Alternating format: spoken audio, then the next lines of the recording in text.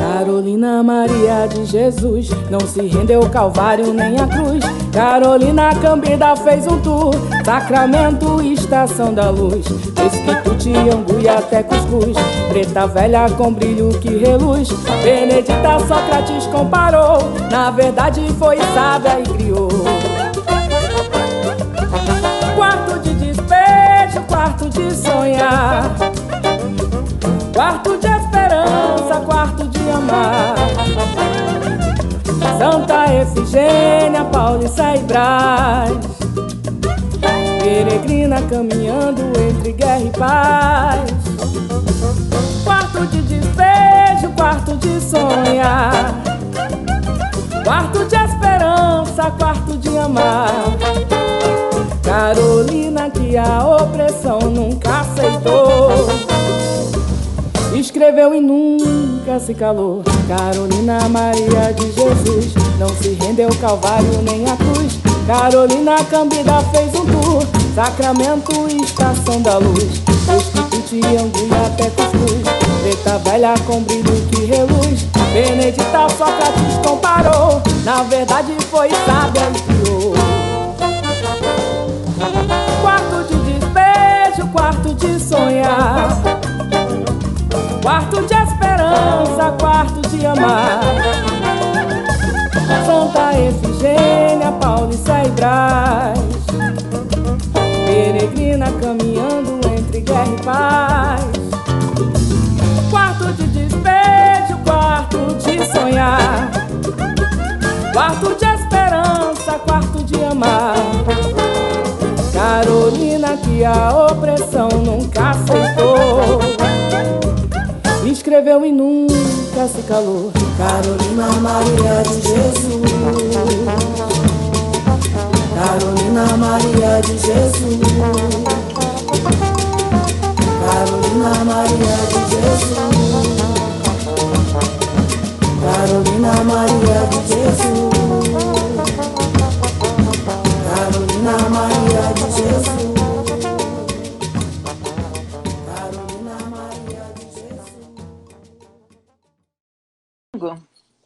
No domingo, nós vamos ter aqui no Criando Palavras uma live com a Silvia também. Vai ser muito, como diz o Aladim, vai ser massa, né? Vai ser massa a live com ela. A Silvia Grijó, ela é amazonense, professora aposentada, autora do livro Mulher à Flor da Pele. Então, vai ter muita coisa para passar para a gente, para contribuir, né? Eu estou muito feliz com como a gente está caminhando aí com Criando Palavras, né? A gente vai crescendo devagarzinho, degrau por degrau, mas vamos indo, chegando lá, né? Acho que, Aline, você quiser já dar uma apresentada, falar um pouquinho de você enquanto o pessoal está chegando. Certo. Eu sou a Aline Amorim, né? Eu sou graduada em gastronomia, sou pós-graduanda em História Social e Contemporânea, sou colunista sobre literatura e mulheres, mas com um olhar mais voltado para uma perspectiva feminista da revista Literatura Errante, né? Então, assim, a caminhada em relação às letras, em relação às mulheres autoras, essas mulheres que são sempre silenciadas, né, que são esquecidas, que se a gente olhar a questão dos livros, digamos assim, dos paradidáticos, né, que são passados dentro das escolas, a gente percebe que é maioria de homens brancos. E a Carolina, que a gente está trazendo nessa noite, a Jussara e eu, nós resolvemos trazer a Carolina por ela ter sido tão esquecida, ter sido tão silenciada, né? Toda a trajetória de vida, que é a trajetória da grande maioria do nosso povo brasileiro, né? Desse povo tão sofrido. E agora que a gente está em meio a uma pandemia, uma das maiores crises sanitárias do século, essas pessoas estão sendo cada vez mais escanteadas. A maioria dessas Carolinas, né, que existem no nosso Brasil, estão morrendo por falta de assistência, a fome está voltando, né, para o nosso mapa brasileiro, que havia sido erradicado, não totalmente, mas a gente sabe que a situação estava começando a melhorar, né? E aí agora, com esse desgoverno, né, que nós temos no poder, as coisas estão cada vez mais degradantes, né? Então a gente quis dar voz novamente à Carolina nessa noite e eu acho que vai ser um bate-papo bem legal. Eu confesso que antes, né, eu não tinha muito conhecimento, eu não conhecia a história dela, a trajetória. Faz alguns meses atrás que eu fui pesquisar e fiquei assim muito surpresa, né, com uma trajetória tão rica e ao mesmo tempo tão sofrida. E naveguei muito pelas minhas memórias, né, não que assim eu me sinto uma privilegiada pela vida que eu tenho, que eu tive, mas sempre busquei ter esse contato, né, nas questões das pessoas com problemas sociais e favela, e sempre envolvida com essas questões, então parece que me doeu na alma, né, ler toda a trajetória e pensar, assim, o que mais me chocou é que não mudou muita coisa, né? A gente vive os mesmos problemas, eu acho que isso é o que mais dói no coração, né? Mas vamos lá, então, o que você tem aí para trazer para a gente sobre a Carolina Maria de Jesus, Então, essa guerreira? Eu queria iniciar, assim, fazendo uma breve introdução, né, dizendo que ela é uma das escritoras brasileiras, assim, uma das primeiras e mais importantes, né, escritoras. Se a Carolina tivesse viva, ela teria completado 107 anos no dia 14 de março, né, o passado 14 de março. E o seu livro de estreia, e também o mais conhecido, é O Quarto de Despejo, que a gente vai focar bastante nessa noite nesse livro, né? Que foi lançado em 1960. Ele vendeu 10 mil cópias em uma semana. Então, foi um livro que, na época, foi bastante divulgado. Assim, foi um marco, né, na vida, porque foi algo pioneiro, né? Ela, na verdade, O Quarto de Despejo é o diário o subtítulo do livro é O Diário de uma Favelada, né? Ela conta a trajetória dela, ela fala na linguagem dela, não existe nenhuma linguagem culta, né, de norma culta no livro, é uma linguagem entendida pela maioria da população, né? E ela era moradora da favela do Canindé, na zona norte de São Paulo, pela boa parte da sua vida, né? Então, assim, a fama que ela alcançou, né, foi traduzida, esse livro, né, ele foi traduzido em mais de 2 dezenas de línguas, acabou chegando à Europa, chegou à Ásia, chegou à América Latina inteira. E, infelizmente, a Carolina morreu no esquecimento, né? No ano de 1977. Ela morreu sozinha, morreu esquecida, como muitas Carolinas, né, que a gente tem no nosso Brasil. E aí eu queria dar uma passagem, assim, uma breve biografia, só para a gente se situar um pouco na vida da Carolina, que ela é natural da cidade do Sacramento, do sudeste de Minas Gerais.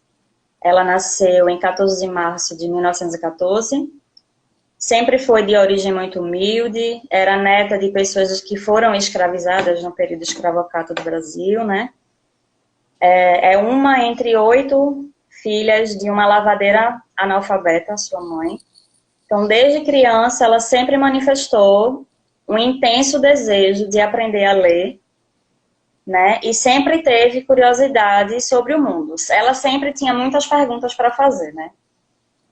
Então, a mãe dela era faxineira, era empregada doméstica, e uma dessas patroas da mãe dela incentivou com que a mãe dela colocasse ela em um colégio para ela aprender a ler e a escrever. Então, ela ingressou no colégio aos 7 anos de idade, num colégio chamado Colégio Allan Kardec. Ela só conseguiu cursar a primeira e a segunda série, que era o antigo primário, né, que hoje em dia é o ensino fundamental. E aí ela teve que deixar a escola porque a mãe dela não conseguiu mantê-la na escola, né? E aí tiveram que sair da cidade porque a vida começou a ficar difícil para manter os filhos, eram muitos filhos, e aí elas se mudaram para a roça, foram embora, ela e a família dela, né? Então ela retornou a São Paulo em 1947, acabou construindo o seu próprio barraco na favela do Canidé, que é onde o livro inteiro se passa, né? E ela teve 3 filhos. Ela teve o João José, que nasceu em 1948, teve o José Carlos, que nasceu em 1950, e teve sua filha Vera Eunice, que nasceu em 1953, né? Então, cada um foi de um relacionamento diferente que a Carolina teve. Aí depois a gente vai focar um pouco nessa parte, porque ela fala do porquê que ela não se manteve com os pais desses filhos, né? E ela se orgulhava de ser, digamos assim, mãe solteira, né? Mãe solo, como também é uma realidade muito presente no nosso país, né? Ela dizia, né, que homem nenhum ia entender a sua necessidade literária. E ela sempre estava às voltas com livro, com lápis, com caderno. Então isso sempre a cercava, né? Era o universo dela, né? O que ela coloca que amava ela fazer, dormia, né? até com o caderninho embaixo do travesseiro, né? Exatamente.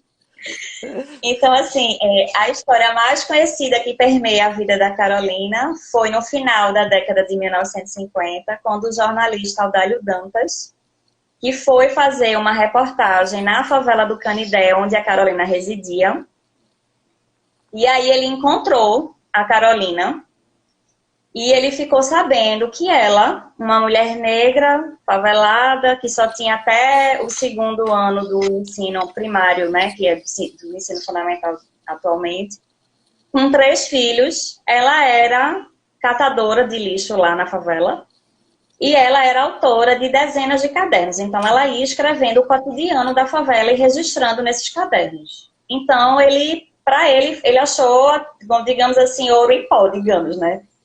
Era tudo que ele precisava para a reportagem dele. Então, ele acabou descobrindo a Carolina, né?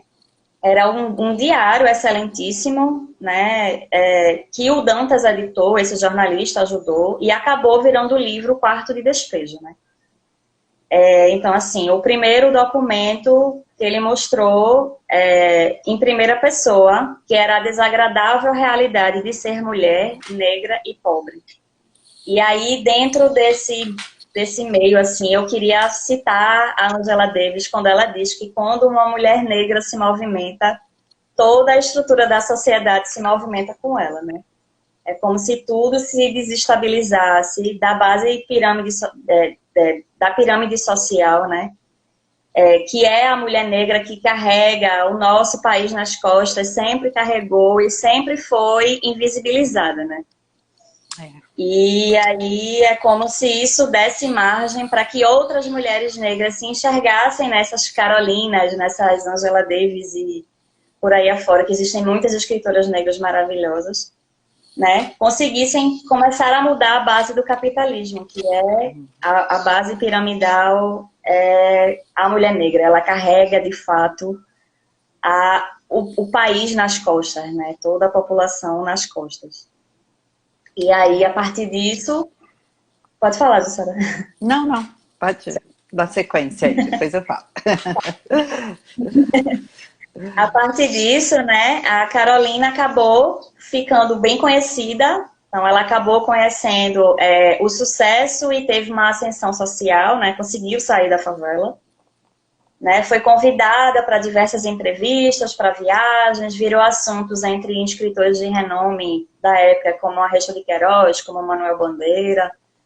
Lançou mais alguns livros, né, gravou um LP com canções de sua autoria, que eu fiquei descobrindo, né, na pesquisa em que eu fiz, porque eu também não conhecia, era desconhecido esse fato para mim, eu não sabia que ela tinha gravado um LP, né. ela tinha sido cantora, gente, eu não sabia também. Ela tinha... Então, ela conseguiu sair finalmente da favela, como eu havia dito, né? Mudou para uma casa no bairro de Santana, também em São Paulo. Né? Só que aí foi aquela questão, né? Foi apenas um lampejo de fama, né? Que durou pouco. Nas próprias palavras da Carolina, ela tinha virado um artigo de consumo. É alguém que é vista com curiosidade, mas que depois é descartada depois quando a moda passa, né? Então, ela foi aquele frisson no início do lançamento do livro, do Quarto de Despejo.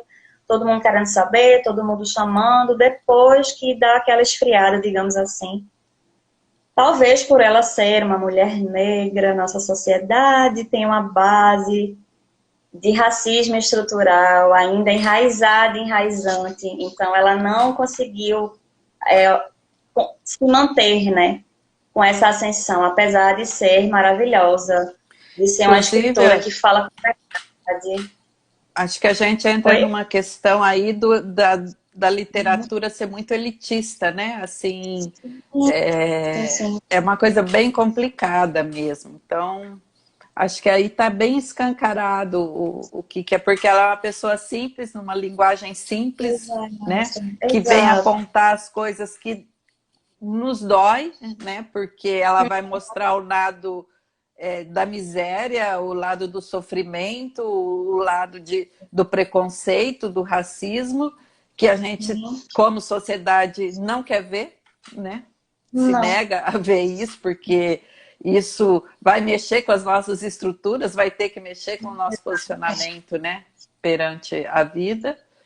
E eu acho que, sim, só o fato de se estudar um pouco da vida dela, a gente já tem muitas reflexões aí para ver o nosso até posicionamento perante a vida, né?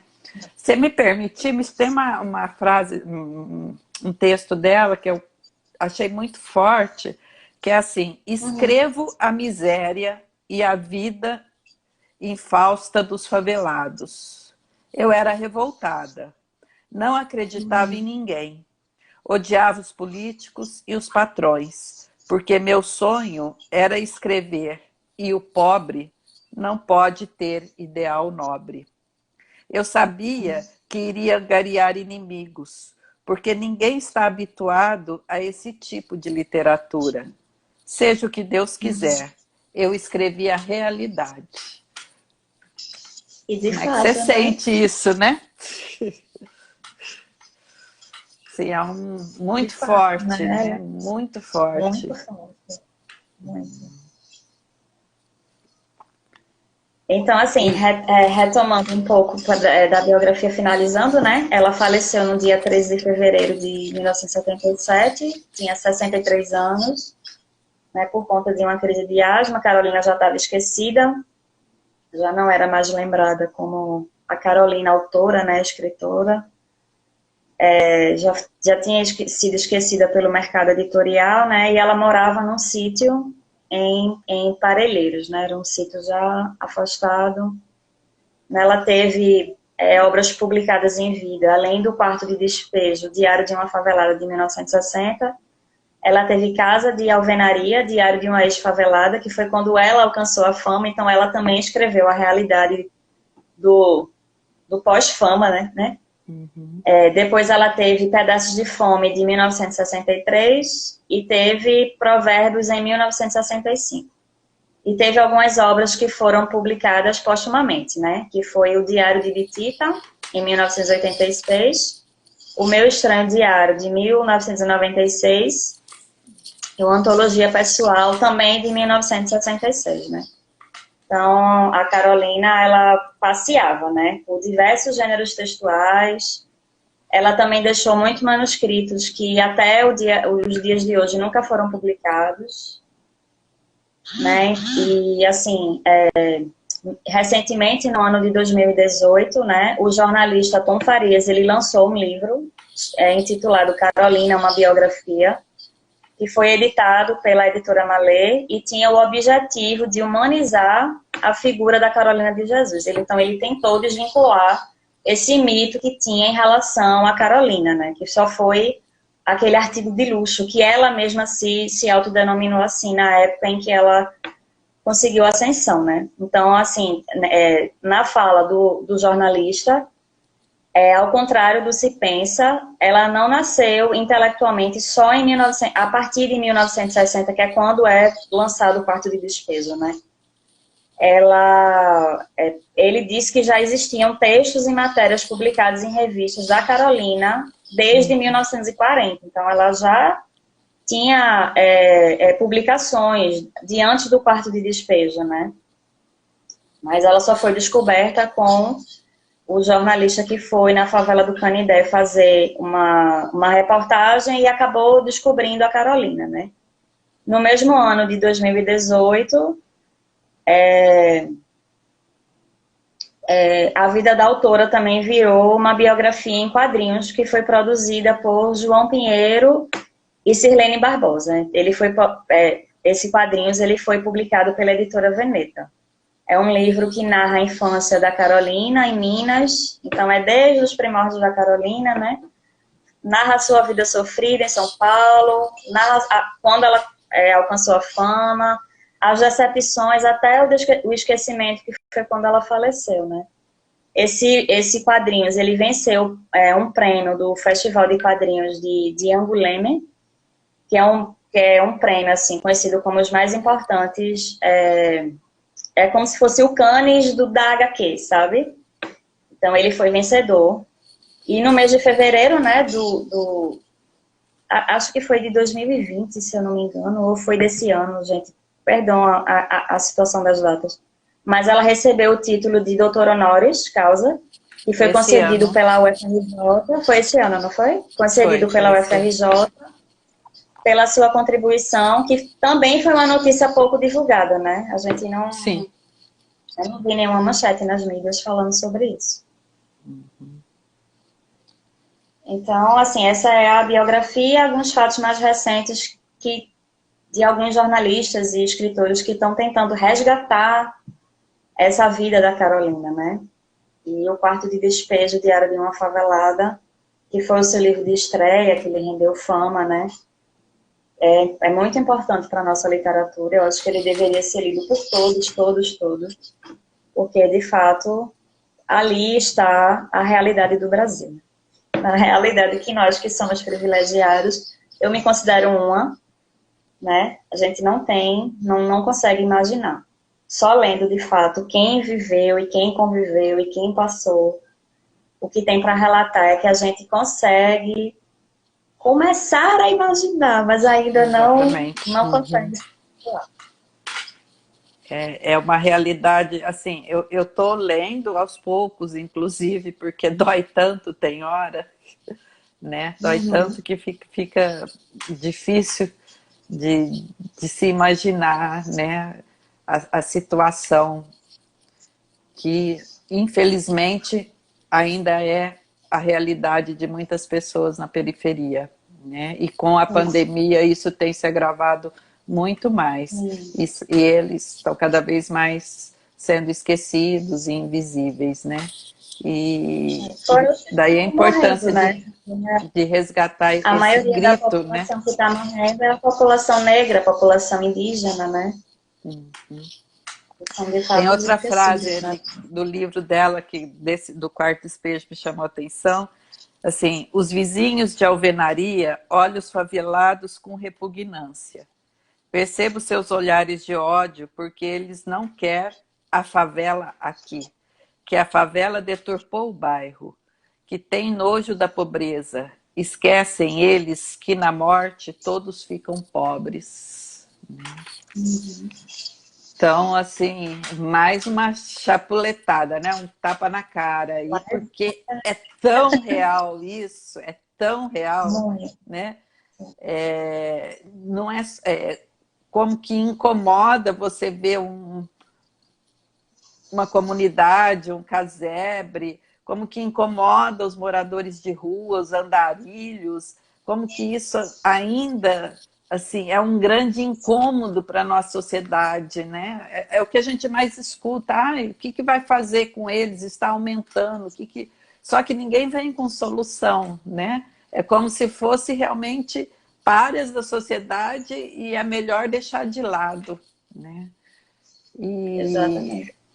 E a gente tem que aproveitar essas histórias como a dela, e resgatar realmente, né? Para ver se dá um chacoalhão, né?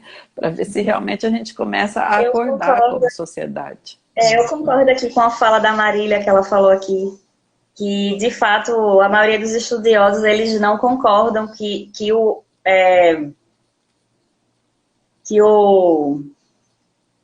Audálio Dantas ele descobriu a Carolina. Na verdade, foi a Carolina quem o descobriu, né? Eu concordo com você. Sim. Concordo, sim. Então, assim, entrando no quarto de despejo, né, que você já citou duas passagens que de fato são muito comoventes, né? Então, assim, o livro ele é de fato um compilado dos diários da vida da Carolina na favela do Canindé, e o que mais reverbera em suas páginas é a dureza da fome, é o cheiro do lixo que está sempre muito presente, né? Isso que é a existência de tantos brasileiros que vivem em meio a essa miséria e aos dejetos, como você falou, né? A realidade da grande maioria.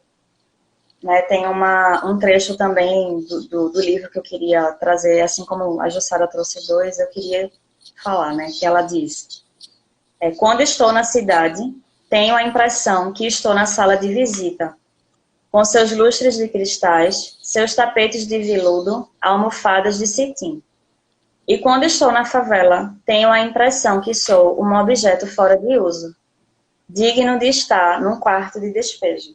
Então, essa passagem do livro foi a passagem a qual deu nome, né, ao qual intitulou o livro Quarto de Despejo. Então, de fato, ela se sentia no quarto de despejo da cidade, né? Onde tudo que você não quer, tudo que a população não gosta, tudo que não presta, digamos assim, grosseiramente falando, é jogado lá, né? Na parte onde é esquecido, onde é escanteado, onde as pessoas não querem que seja vista. Né? É aquela questão que recentemente houve aí em alguns estados do Brasil que estavam querendo fazer a questão acho que é a higienização, alguma coisa assim, dos mendigos que estavam na rua, né? Estavam querendo tirar os mendigos da rua para a cidade ficar mais limpa, para a cidade ficar. E aí colocaram embaixo do viaduto algumas pedras, assim, para o pessoal não ficar embaixo do viaduto, não fazer sua moradia ali, né? Eles não têm para onde ir, né? Dentro disso que você falou, tem uma outra que eu também chamou muita atenção, e é bem isso que ela fala, só que de outras palavras ela usa aqui: nós somos pobres, viemos para as margens do rio. As margens do rio são os lugares do lixo e dos marginais. Gente da favela é considerado marginais. Não mais se vê os corvos voando às margens do rio, perto dos lixos. Os homens desempregados substituíram os corvos.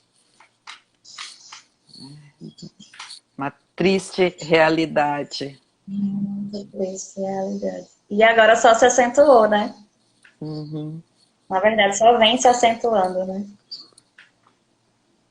Está cada dia mais difícil, né? Um outro tema, assim, que é bem constante no livro é a questão da sujeira, né? Sim. A sujeira é um tema que está sempre ali, em meio às páginas e páginas da leitura, né? Junto com a pobreza, junto com a fome, junto com o racismo. Então, a sujeira, a pobreza, a fome, o racismo e a questão do preconceito, né? Que está dentro do racismo também.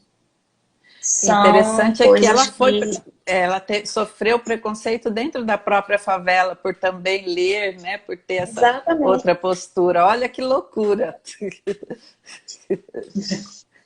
Eles não gostavam que...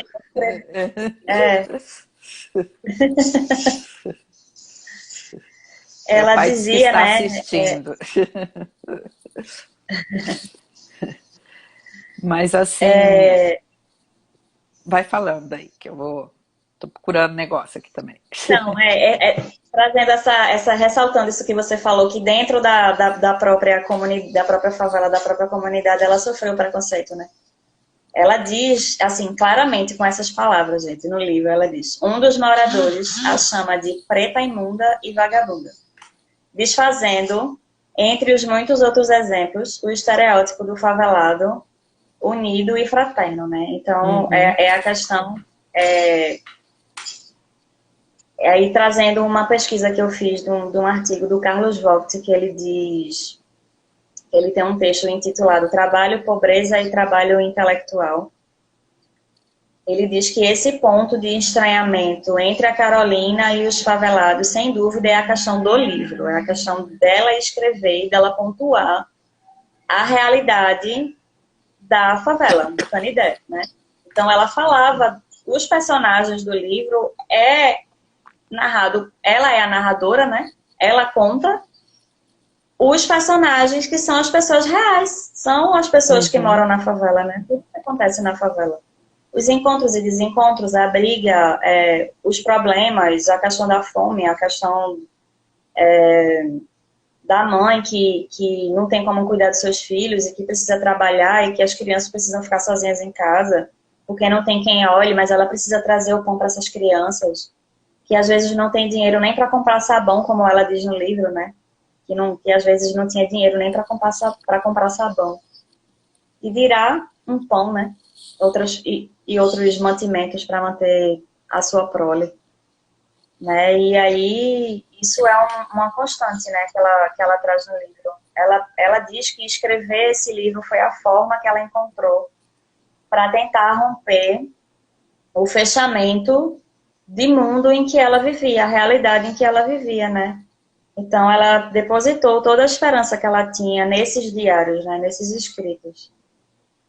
Foi a experiência, o modo que ela encontrou de tentar, não sei se superar seria a palavra mais adequada, mas de tentar realmente expor a sua realidade, né? Coisa que não é falada, ninguém fala, nenhum autor que é renomado, que até hoje é conhecido, porque a Rachel de Queiroz, ela é conhecida até hoje, em qualquer lugar que você chega, você ouve falar da Rachel de Queiroz, você ouve falar da Clarice Lispector, você ouve falar do Manuel Bandeira, você ouve falar de tantos outros, né, que são ícones da nossa literatura brasileira. Mas a Carolina Maria de Jesus, ela não é muito falada, né? Ela é esquecida. Inclusive, dentro das escolas, como eu já tinha dito, ela não é escolhida para uma leitura. E deveria ser. No nosso Brasil, para a gente conhecer a realidade, de fato, é necessário ler Carolina Maria de Jesus. Deveria ser uma indicação para as pessoas. Ô, Aline, esse esquecimento, né, mais ou menos você já colocou, e eu vejo como é uma forma muito complexa. Qual a sua... Você é bastante estudiosa nessa parte, principalmente questões da mulher, tal, tudo. Qual que é a sua opinião pessoal, inclusive, desse esquecimento? É um incômodo que ela gera na sociedade, ou é que você acha que dentro da literatura é a própria linguagem que ela usou, uma linguagem não literária, que não foi valorizada? Porque eu vi que fora ela era muito estudada, nas escolas se estudavam, né? E aqui simplesmente ela foi apagada. Como que você coloca esse contexto? Qual é a sua opinião? Eu acho que a linguagem também pode ser um ponto que a gente merece olhar com mais atenção, porque de fato ela não tinha muito conhecimento linguístico, digamos assim, tanto que as próprias a própria escrita, né? Alguns trechos, inclusive o que eu li agora, que intitulou o título do livro, né? Tem algumas a escrita de forma que a gente sabe que não está gramaticalmente correta, ortograficamente correta. Mas eu não sei se isso seria o ponto principal. Eu acho que é de fato porque a gente é um país racista. É um país ainda com uma mentalidade colonizada. É um país que acha que a cultura, que muita coisa da cultura europeia ainda é muito mais ascendente do que a nossa própria cultura brasileira, digamos assim. Né? Muita coisa, a questão do homem branco, isso é sempre muito pontuado, né? Do homem branco, aquele viés eurocêntrico, ainda é muito marcante na nossa sociedade brasileira. Nós somos racistas, sim. O racismo, ele é estrutural e ele é estruturante. É com homens negros, que dirá com uma mulher negra que não tem muita cultura, e aqui eu vou usar muitas aspas, porque a Carolina tinha uma cultura enorme, mas não é a cultura que é esperada, por exemplo, para uma pessoa literária, para uma escritora, entendeu? Ela não tinha graduação, ela não tinha cursos fora, ela não falava outras línguas, entendeu? Então, eu acho que tudo isso junta e conta, mas eu acho que o que mais pesa é por ela ser uma mulher negra periférica. Na minha visão pessoal. Eu acredito que isso é o que mais pesa. Se quando também se tem títulos já é difícil, né, para a pessoa que é negra, da periferia, como o Aladim colocou, que ele fala, na verdade, a literatura jogada na sala nunca é aquela que fala que é a voz do povo, né? A voz do povo mesmo, ela não é valorizada, né? Tanto é que a poesia marginal é uma coisa que fica colocado à parte, né? A música, a arte em si, que vem mais da periferia, ela não é muito reconhecida. E aí tem o peso de ser uma mulher, né? Que já vem todo esse preconceito em cima da mulher também, né? E é muito uma barra pesada, né? E ela, assim, é uma guerreira, eu não sei as palavras que ela usou direito, mas assim, tipo, ela não se ela colocou assim, eu não me conformo com o mundo, e ela queria mudar, né? A voz dela é para mudar isso, é realmente para mostrar, olha, não dá mais para continuar assim, né? E tem uma passagem que a menininha dela, acho que fala, ou menina, não lembro, fala assim que, mãe, mas você falou que a gente nunca mais ia comer do lixo, né? Comida do lixo. Aí ela fala assim, porque eu acreditei no Kubitschek, quer dizer, aquela esperança política ainda de que tudo vai mudar, né? Os nossos políticos mais vendedores de ilusões que tudo, né? E a nossa situação cada vez mais se agravando, né? Eu acho que realmente é um livro que todos deveriam ler para ver se pelo menos tinha um despertar da nossa realidade, que a gente já vem encarando isso, e muitas pessoas falando isso, muitos artistas da periferia vêm dizendo, mas ainda não está sendo ouvido, né? É algo que... E outra coisa que me chamou, que você falou, que ela fala da fome, né? Ela tem uma passagem, ela fala assim, não tomei café, ia andando meio tonta. A tontura da fome é pior do que a do álcool. A tontura do álcool nos impele a cantar, mas a da fome nos faz tremer. Percebi que é horrível ter só ar dentro do estômago. A fome dói, né? A fome é desesperadora. Ela machuca, ela fere não só o nosso corpo, mas fere a alma. Uma mãe não vê o filho comer, é doído, né? É sofrido. E essa é a realidade que ela veio mostrar, né? Que incomoda, que põe o dedo na ferida. Eu acho que uma das coisas é que ela pôs o dedo na ferida também, né? E quando a ferida, para não doer, né? É melhor você não olhar, né? Ela sentiu isso na pele, né? Coisa que nós que somos privilegiados, a gente não tem noção do que é. A gente pode tentar imaginar, mas noção de sentir o que a Carolina sentia, do que ela passou, acho que a gente não consegue alcançar, não.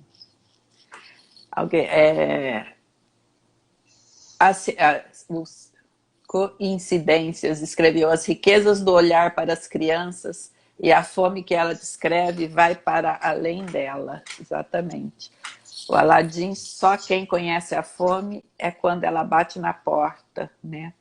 Outra frase que ela coloca que eu achei muito impactante, remetendo a essa frase que falou que todo político devia sentir na pele o que é fome antes, né? Porque só assim, sabe, vai poder ter esse olhar, né? É lógico que se a pessoa tem a sensibilidade, tem a empatia, ela tem esse olhar, né? Mas a gente está... Confesso que com a pandemia eu achei que a gente ia melhorar como humanidade e está meio que escancarando muito o nosso egoísmo, né? Tem algumas ações ou outras, mas assim, também as ações egoístas, ou pensar em si mesmo, tá muito grande. E assim, a questão da fome, que é muito marcante no livro, como você mesmo apontou agora, né, a questão de dar de comer aos filhos, né, de alimentar-se, e aí ela vai dando, se juntando com outros acontecimentos da favela, né, como a questão da prostituição, né, como a questão do alcoolismo, né, que está presente, muito presente dentro dos moradores, né, a questão da violência doméstica, né, em relação dos homens que estão com suas esposas, né, e aí a Carolina fala que essas mesmas esposas que sofriam a violência a criticavam, né, por ela não querer se casar, por ela ser mãe solo, né, por ela ser monoparental. E aí, sobre isso, ela dizia, no livro ela diz mesmo que ela se orgulhava, né, de dizer que não se casou e que isso não a tornava infeliz, né? Então, assim, um trecho que ela fala em relação a isso, que ela diz: o homem não há de gostar de uma mulher que não pode passar sem ler, e que levanta para escrever, e que deita com lápis e papel debaixo do travesseiro. Por isso que eu prefiro viver só para o meu ideal. Então, ela, de fato, o quarto de despejo, né? Não só o quarto de despejo, o seu diário, toda a sua escrita, né? Tudo o que ela fazia era o ideal de vida dela, de fato, era escrever, era pontuar isso, era um dia conseguir mostrar para o mundo como ela conseguiu, né? A sua realidade, a realidade da favela do Canindé, né? E dentro de tudo que a gente está conversando, eu acho que uma live dessa tem a sua ação importante no esclarecimento, no apresentar, no levar para as pessoas. Pena que o alcance é pequeno. Mas o que você sugere mais? Assim, o que você acha que está faltando mais? E aí o pessoal que está participando também, se quiser colocar, para que a gente reverta essa situação, né? Para que essa arte mais da periferia, essas questões da mulher, que ações que você acha que a gente deveria estar canalizando para mudar um pouco esse panorama? Olha, sinceramente, eu acho que na atualidade, união, ela é muito mais do que fundamental, até porque a gente não tem, assim, um representante, uma liderança representante no poder que queira nos representar. Então, assim, a gente não tem muita representatividade. A gente tem um homem que é sexista, que é misógino, que é racista, que é homofóbico, né? Que olha para o seu próprio umbigo, que é extremamente egoísta, né? Principalmente no meio de uma pandemia, ele está destruindo tudo o que a gente conquistou. A Simone de Beauvoir, ela dizia, né? Que a gente sempre ficasse em alerta, assim, grosseiramente falando, não é com as palavras dela, mas ela dizia que a gente sempre ficasse alerta, nós mulheres. Porque sempre que tivesse que alguma lei ou alguma ação regredir, seriam as conquistas do universo, das mulheres, né? São as nossas conquistas que seriam regredidas. Como a gente está vendo agora, essa lei que está assim, intitulada como Bolsa Estupro, né? Uma mulher que está para ser votada no Senado agora, né? Esse projeto de lei. Que uma mulher engravidou de uma violência sexual, ela não pode abortar, né? Ela vai ter a criança, se ela não tiver condição de criar a criança, a criança vai receber um auxílio até 18 anos de idade, e o estuprador, o violentador, vai poder reconhecer a paternidade dessa criança. Gente, vamos combinar. Isso é um grande absurdo. A gente tem que se unir para derrubar essas pautas, porque tudo que eles fazem é para querer minar a nossa, cercear a nossa liberdade, que já é tão subjugada, né? Eu sou uma mulher branca. Eu não sofro tanto como uma mulher negra, como uma mulher indígena. Mas eu sofro violências em N esferas da sociedade. Quiçá uma mulher negra e uma mulher indígena, né? Elas sofrem 4, 5, 10 vezes a mais do que eu, uma mulher branca. Né? Então, assim, a gente precisa se unir. Eu sou feminista de carteirinha mesmo, porque eu acho que a gente precisa lutar pelos nossos direitos. Né? Aquele feminismo da primeira, segunda onda foram importantes naquele momento histórico para a gente conseguir, né, aquele movimento sufragista, que a gente conseguiu poder ir às urnas votar, escolher o nosso representante e também se tornar uma representante, né? Então a gente alcançou o direito de votar e de ser votada também, foi importante. Mas na nossa atualidade, no século XXI em que nós vivemos atualmente, a gente não pode mais olhar com aquele feminismo, que era um feminismo liberal, que foi um feminismo de mulheres brancas, classe média, que lutaram por ideais pontuais dela. Mas as mulheres negras sempre trabalharam, as mulheres negras sempre existiram na sociedade, sempre carregaram o país nas costas e nunca foram vistas. É tanto que numa época elas não eram nem consideradas nem vistas como mulheres, né? Elas eram qualquer coisa, menos mulher. Não eram vistas como mulheres. Hoje em dia elas são vistas como mulheres. A gente precisa dar voz cada vez mais a essas mulheres. Né? Esse quadro Mulheres Literárias é uma maravilha, né? A gente está começando, engateando, é a nossa primeira live. A gente trouxe a Carolina, mas a gente deve trazer, eu acredito, a Jussaria a gente vai escolhendo quinzenalmente, né? Que a gente vai estar aqui com vocês nesse encontro. A gente vai trazer outras mulheres negras que foram importantes e que têm muita coisa para falar e que tem muito soco na boca do estômago para dar para a gente acordar, sair da nossa bolha, porque nós somos privilegiados, a gente só enxerga o que está ao nosso entorno, a gente não olha além, né? A gente ainda tem essa limitação. E eu acho que a leitura, a literatura, o estudo, né? Isso tem que ser divulgado para muitas pessoas, para as pessoas começarem a mudar o olhar, a ter uma ótica diferente, a ter percepções diferentes através disso, da realidade em que a gente vive, que não é a realidade da nossa zona de conforto, né? A gente precisa sair disso e precisa lutar. A gente ainda não pode ocupar as ruas, porque a Covid-19 está cada vez pior. Infelizmente, a gente já está desenvolvendo muitas variantes, né? Então, a coisa está bem complicada, a gente já está tendo um colapso da saúde.